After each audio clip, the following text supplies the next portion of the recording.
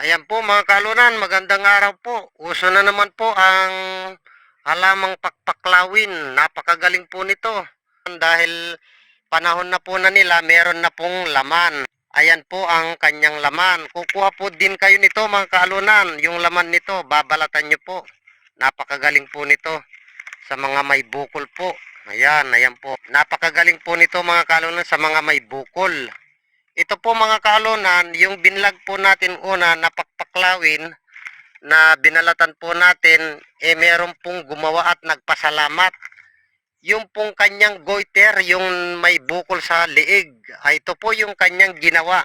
Kumukuha po siya ng laman nito at ginagadgad po.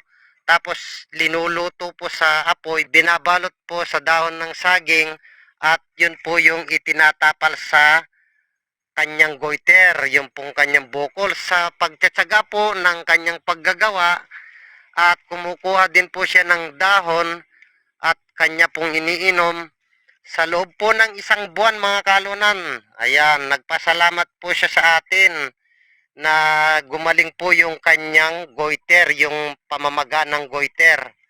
Taga Mindanao po siya mga kalunan. Ayan, kaya salamat po sa mga ganitong halamang gamot na natutuklasan po ng ating mga ninuno at ibinahagi po sa atin. Kaya ngayon po, ibinabahagi ko naman din po sa inyo. Ayan, ito po ay pakpaklawin. Ayan, panahon na po mga kahalunan ng pakpaklawin. Sa mga may UTI po, bato sa kidney. Ayan, kuha lang po kayo ng dahon nito. 10 pirasong dahon. Ayan, 10.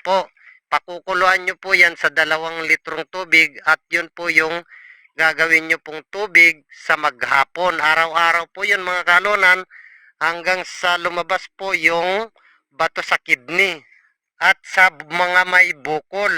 Ayan po.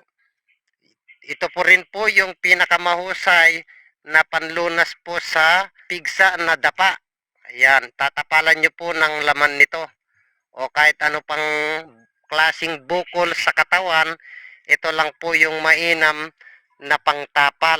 Iihaw nyo muna po ito, gagadgarin. Babalatan po ang laman na ito at gagadgarin at ibabalot sa dahon ng saging at iihaw sa apoy.